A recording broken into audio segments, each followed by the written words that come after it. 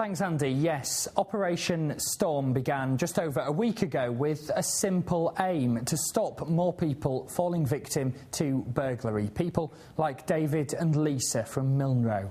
We heard a bag drop off the back door handle, which had like recycling and ready to go out for recycling. We thought nothing of it. We heard it drop off the back door, so we didn't move.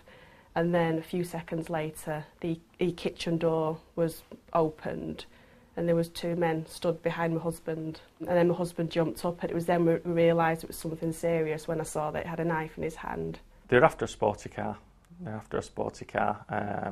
And although the car I was driving looked sporty, it actually wasn't that sporty. It just looked it. It's just annoying to me that you work 6 days a week, have a good job, earn lots of money for nice things, and people can just come and take it like that. It's just frustrating. Now, this operation to reduce burglaries began last Monday when we were there with Erica from Wythenshawe, who'd had her house broken into just that morning.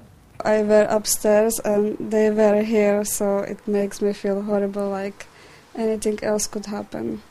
Everything was on the floor, and they took some money and just Xbox games and my purse with ID card and credit card. Those prints which were recovered have now been taken away for analysis. At the same time, teams have been out all over Greater Manchester on different operations, be that giving out crime prevention advice, as shown here, or with raids on those responsible for crimes. 632 offenders have been arrested. There have been 200 raids on properties of suspected criminals, with more than £50,000 worth of drugs and £25,000 in cash seized. All this is a direct consequence of the coordination with the public. This is a community problem and requires a community response. We've had a surge in information to Crime Stoppers, which has enabled us to do this activity. We often talk about statistics in relation to burglary, however, and I almost feel this is rather churlish. It's about real people's lives. The word they commonly describe or use is the word violation.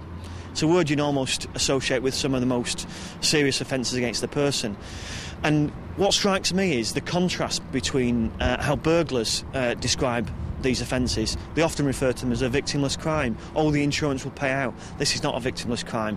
Detectives are clearly pleased with this operation, but insist it's not an isolated week of action, and they'll be keeping up the pressure between now and Christmas.